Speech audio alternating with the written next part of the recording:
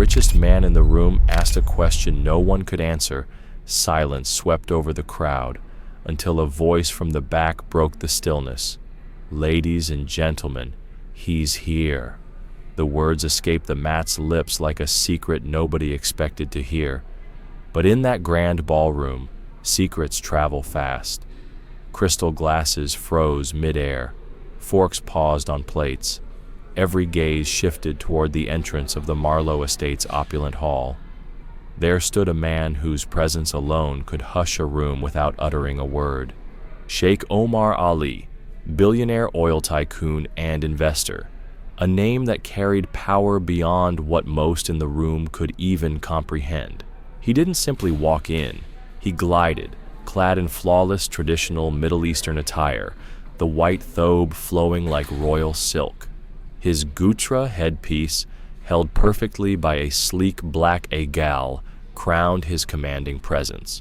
The gala was the season's highlight in Scottsdale, Arizona, a charity evening to raise funds for a new children's hospital wing.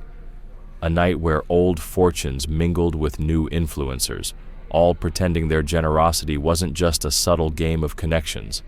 Guests arrived dressed as if for a magazine shoot, gowns brushing marble floors, diamonds sparkling like city lights. Yet behind every smile was the silent question, who's watching me? No one expected Omar's arrival. The atmosphere shifted instantly. Jackets straightened, dresses smoothed. Suddenly, no billionaire here was the richest anymore. Omar's mere presence made fortunes seem small. He offered no polite nod, no handshake. Instead, he turned to his entourage, stern men in dark suits, and spoke in Arabic. His voice was calm, yet commanding. The room fell even more silent, as no one understood a word. Fake smiles masked confusion as guests exchanged glances, attempting to decode the foreign words. Gerald Prescott, the charity board chairman, flushed and nervously approached, forcing a laugh. "Ah, Sheikh Omar, welcome. We're honored." He extended a hand, but Omar declined, continuing in Arabic while locking eyes with Gerald, expecting a response. Gerald froze, sweat beading his temple. Whispers swelled.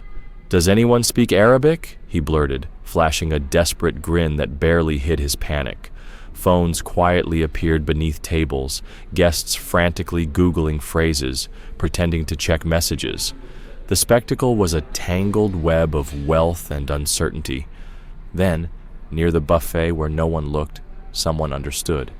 Danielle Rhodes. She had moved unnoticed all evening, refilling champagne, clearing plates, blending into the background like any other server.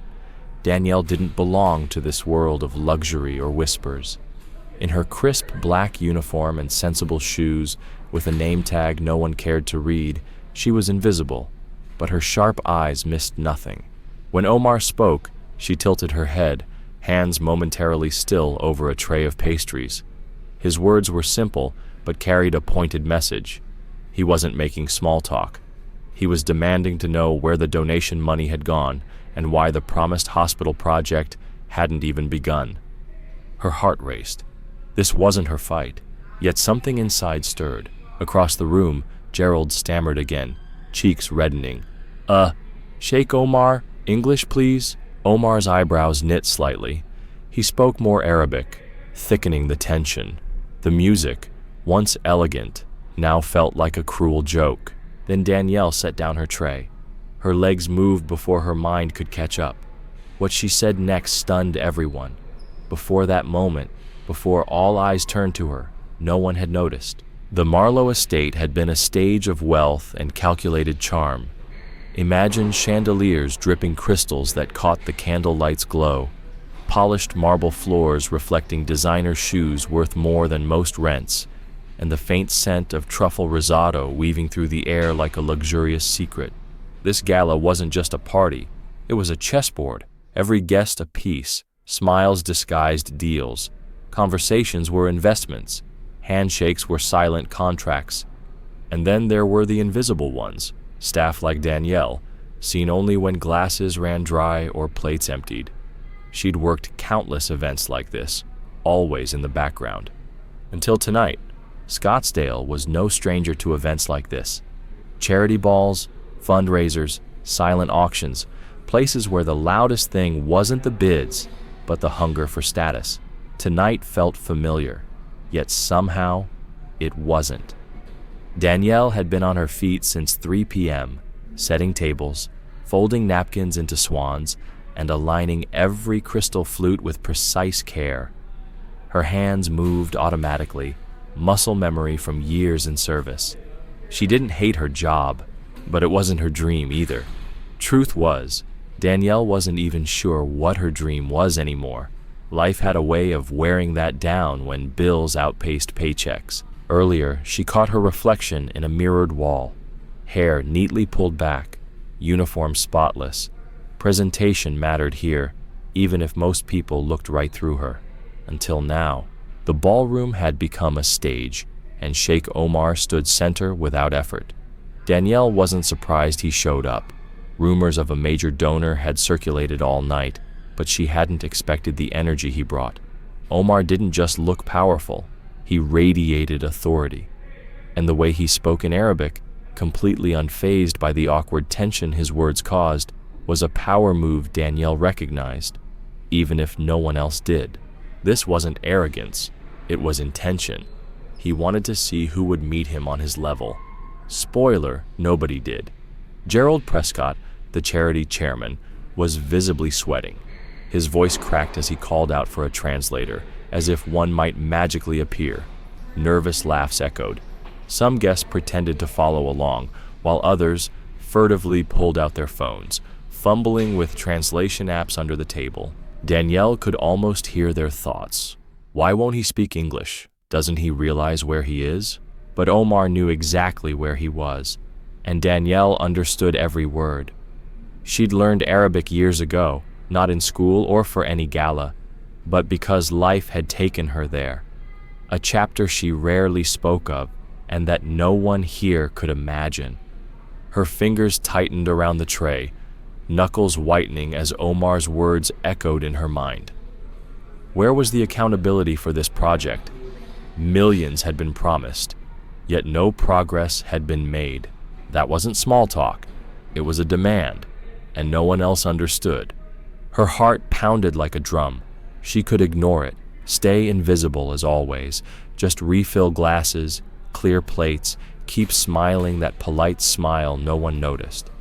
But then Gerald nervously laughed again, his voice rising as he repeated, "Sheikh Omar, English please." Danielle's tension deepened, not because Gerald didn't speak Arabic, most didn't, but because of the arrogance behind expecting Omar to switch for their convenience, equating language with worth. Swallowing hard, Danielle set her tray on a side table. Her hands trembled slightly as she wiped them on her apron. Her legs moved before her mind caught up. At first, no one noticed. Why would they? She was just background noise. Then she spoke. Her voice was calm, steady, cutting through the room like a sharp blade. "Solana." Heads turned so fast, the next crack was almost audible. Every conversation died. Forks hovered mid-air. Phones slipped from fingers. Danielle stood, locking eyes with Sheikh Omar, and continued in flawless, confident Arabic. But if her voice shocked the room, Omar's response was about to turn the night upside down. Her words hit the ballroom like glass shattering on marble. Every eye swung to Danielle. For the first time all evening, they truly saw her.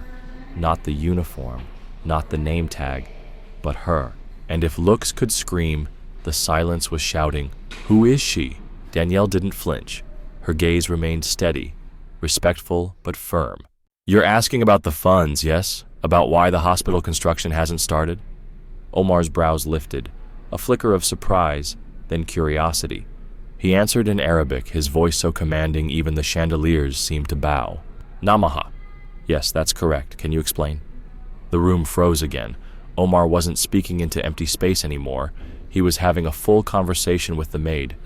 Danielle's heart hammered. She hadn't planned any of this. She only wanted to clear plates, earn her paycheck, and go home to collapse. But life has a way of throwing you into the spotlight when you least expect it. Gerald finally found what was left of his voice, stammering, Excuse me. What's going on here, miss? Do you understand what he's saying? Danielle turned slightly toward Gerald, but never lost her composure. Yes, he's asking why the charity funds haven't been used as promised. You could almost feel the atmosphere change. Guests exchanged uneasy looks, some curious, others annoyed, but most just embarrassed, because the woman they'd ignored all night had suddenly become the most important person in the room. Omar spoke again, this time softer, but his eyes never left hers. You speak Arabic fluently. Where did you learn that? Danielle hesitated for a moment. Memories flickered. Years ago, a different life, a painful breakup, but the skill remained. Yet that chapter was nobody's concern tonight. I lived in Dubai for a while. Her pronunciation was flawless, her confidence steady. That's when the smallest smile curved on Omar's lips.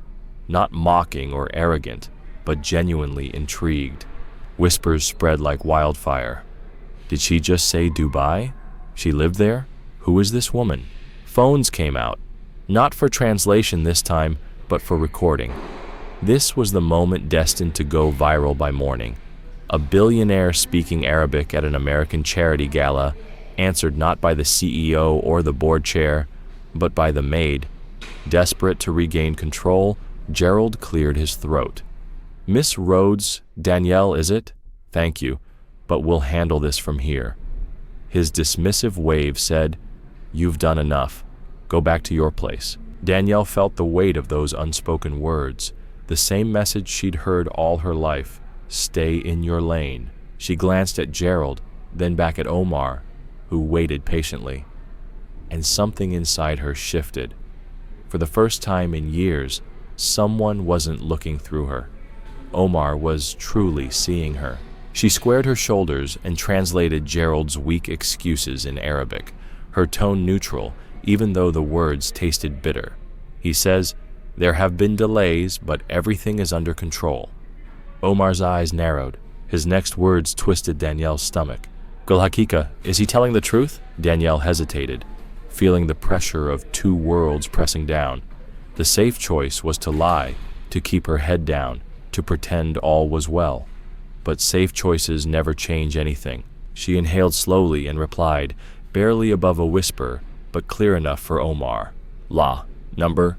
That single word didn't just silence the room, it ignited a fuse that would blow the night wide open. The weight of that no was heavier than the chandeliers above. It didn't drift softly. It fell like a stone into still water, sending ripples through every pair of eyes locked on her. Gerald's jaw dropped. Excuse me. What? What did you just say to him? His voice cracked under the strain.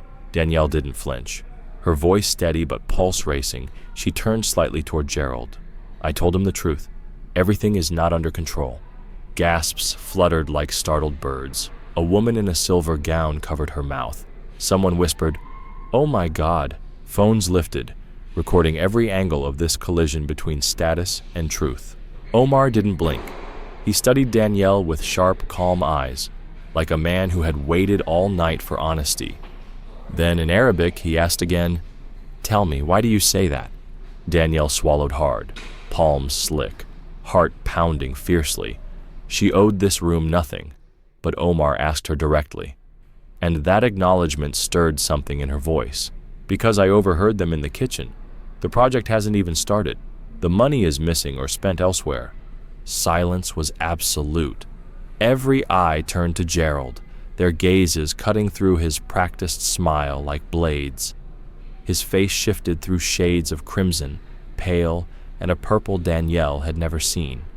This is outrageous, he spat, panic shaking his words. She's a server. She doesn't know what she's talking about. But Danielle wasn't done. Ignoring the whispers clinging to her like smoke, she faced Omar again. Anayak Jamu and Tariff. I'm sorry to say this here, but you deserve to know. And that was it, the moment no one expected. The maid who dared speak truth in a room built on lies. Omar leaned back, exhaling slowly and deliberately. Then he spoke, not to Gerald, not to the fidgeting board members in designer suits, but to her. Ma Ismuk, what is your name? Danielle paused, surprised. No one had asked her all night. She straightened, voice clear. Danielle Rhodes. Omar repeated it slowly, savoring the sound. Danielle. His eyes softened just a fraction, but his authority remained as he turned to Gerald and switched to English for the first time that night. Mr. Prescott, he said, deep and controlled, I think we need to talk. The room buzzed with nervous energy. People shifted, whispered, stared. Some secretly thrilled to see Gerald squirm. Some guests looked like they wished they could disappear into the floor. But no one was watching Gerald anymore. All eyes were on Danielle, the woman who had just cracked the polished veneer of the entire event. Gerald stumbled through words about misunderstandings and donor relations, but Omar silenced him with a single powerful glance. That kind of authority isn't something you fake. Then, to everyone's shock, Omar turned back to Danielle and said something that made her stomach flip. Talim Shimai, come walk with me. A collective gasp rippled through the room. The billionaire wasn't just acknowledging the maid, he was inviting her into his world, right there in front of everyone. Danielle froze for a heartbeat. Every instinct screamed, don't do it. Stay where you belong. Don't make this worse. But deep down, she knew this was a crossroads, a moment life rarely offers twice. Her legs moved, one step then another. The crowd parted like a wave as she walked beside Omar, feeling every pair of eyes burning holes into her back. What Omar wanted to tell her in private, that was something Danielle could never have imagined, even in her wildest dreams. As they passed through the sea of glittering gowns and tailored tuxedos, it felt like walking through a storm of whispers. Nobody even tried to hide anymore. Who is she? Did you hear that? She speaks Arabic. Why is he taking her with him? Oh, this will be everywhere by morning. Phones rose, cameras clicked discreetly but not quietly. Faces lit by glowing screens, twisted with curiosity, envy, and barely disguised disdain. Danielle felt the heat of every stare but didn't slow. Her breath came shallow, her pulse thundered, but she held her head high. Omar led her down a quieter corridor, reserved for staff and private talks. The music faded behind them, replaced by the soft echo of their footsteps on polished marble. When they finally stopped, Omar turned, and for the first time, Danielle saw just how tall he was. His presence had filled the ballroom like a tidal wave, but up close, he was different, composed, controlled, with eyes so intense it was hard to look away. Kulch, I want you to explain everything to me. Danielle inhaled sharply, then exhaled slowly to steady herself. I heard them in the kitchen. The project hasn't started. They said the money was spent on personal expenses for some members. Omar's jaw tightened, not with anger, but focus. He paced briefly, then stopped before her. His voice dropped low and deliberate. Atal Menihada, do you know what this means? Danielle hesitated. That you would find out the truth sooner or later. A slow smile curved his lips, not mocking but admiring. Correct. His tone softened. And why did you tell me? You didn't have to get involved. Danielle looked down at her hands, considering a polite lie, but the truth was messier. Because I hated seeing them lie to you, like you didn't deserve the truth. Silence stretched between them. Then Omar said something that made her heart stop. You know you're different from them. Her eyes lifted, surprised. Mother Toxid, what do you mean? He studied her, searching, calculating, as if reading the hidden parts of her life. Finally, in smooth English, he said, You don't play their game. You speak truth when everyone else offers comfort. That is rare. Danielle swallowed hard, speechless. Omar stepped closer, not threatening, but commanding. Tell me, Danielle, what are you doing here? The question hit like a punch. It wasn't about tonight. It was bigger. What are you doing with your life? Why serve canapes when you clearly belong somewhere else? Her throat tightened, words clawing to escape. Before she could answer, a frantic voice shattered the moment. Mr. Alpha, please, just 1 minute. Gerald stormed toward them, his face glistening with panic. 2 board members trailed behind like obedient shadows. Sir, Gerald gasped, forcing a painful smile. This is all a terrible misunderstanding. Whatever this employee told you, it's not accurate. There are complexities, of course. Omar raised a hand, a small gesture that stopped Gerald mid-sentence. His voice, cold and sharp, froze the air. Enough. Gerald blinked, mouth opening then closing, unused to being dismissed in his own world. Omar turned back to Danielle, then spoke the words that sent the night spinning into an unpredictable direction. Walk with me, not to talk about charity, but to talk about possibilities. But what Omar had in mind wasn't just generosity, it was life-changing, and Danielle wasn't ready for what was coming next. She followed him deeper into the estate, past heavy glass doors that opened onto an outdoor terrace overlooking the desert night.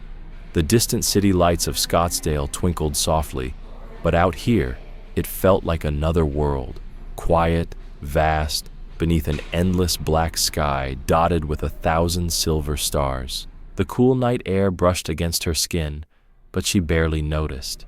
Her nerves roared too loudly, her thoughts racing wildly. She wasn't supposed to be here, standing on marble tiles beside a man who could buy entire countries without blinking.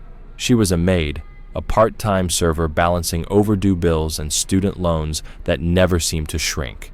She wasn't this. Omar moved to the edge of the terrace, resting one hand on the stone railing.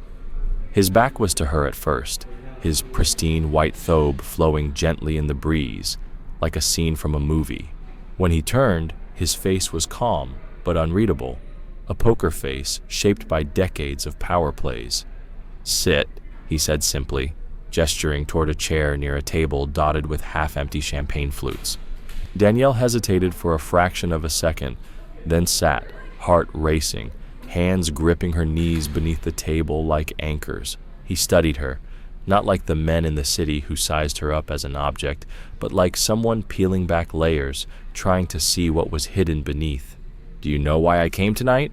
Omar asked, his voice low and smooth. Danielle shook her head. "To donate?"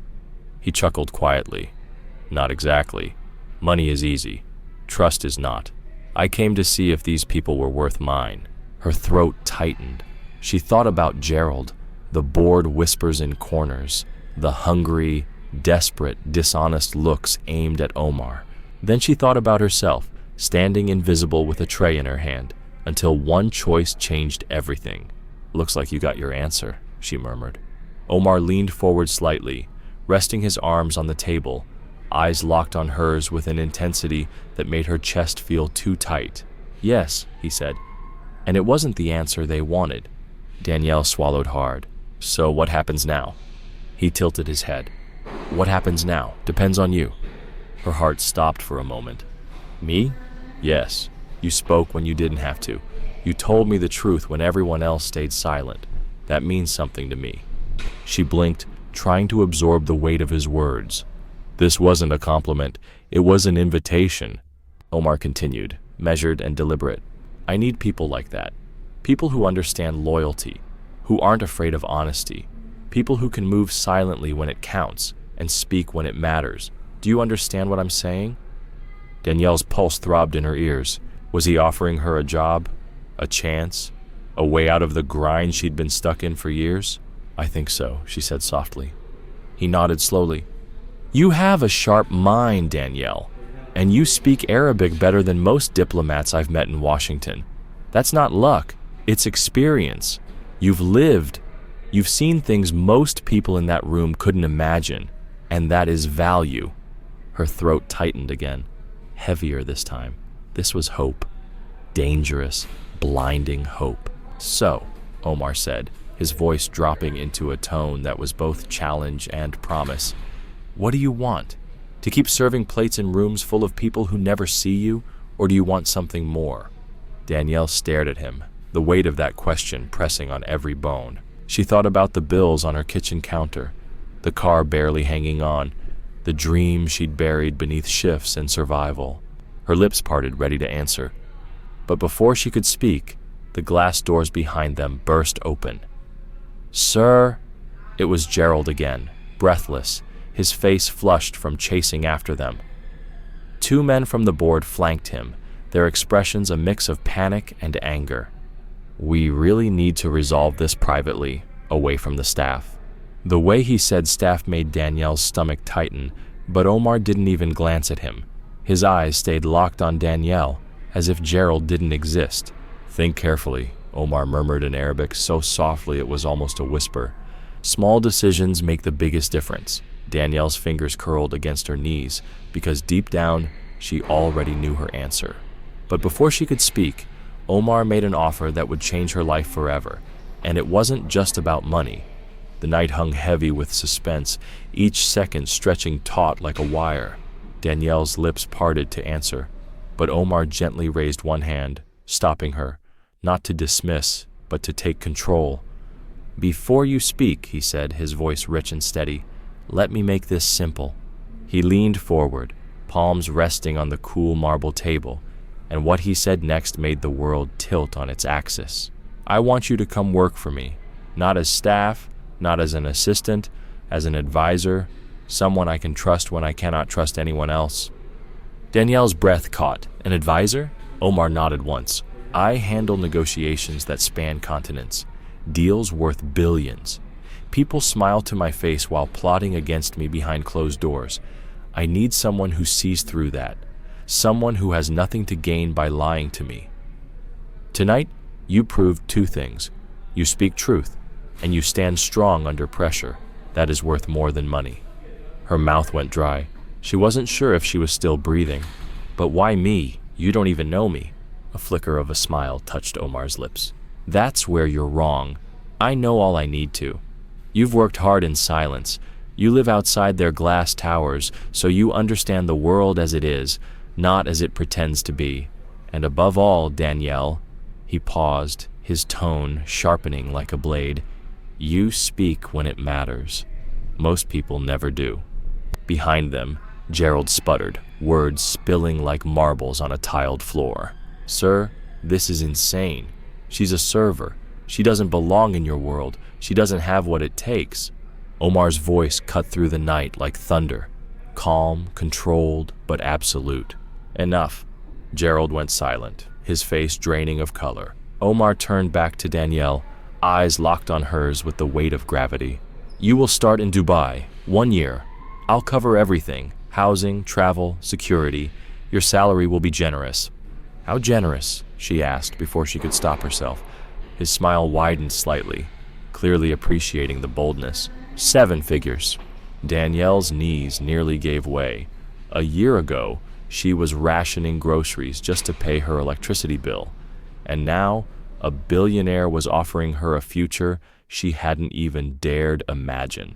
The terrace felt smaller, the stars brighter, the silence heavier, because this wasn't just a job offer.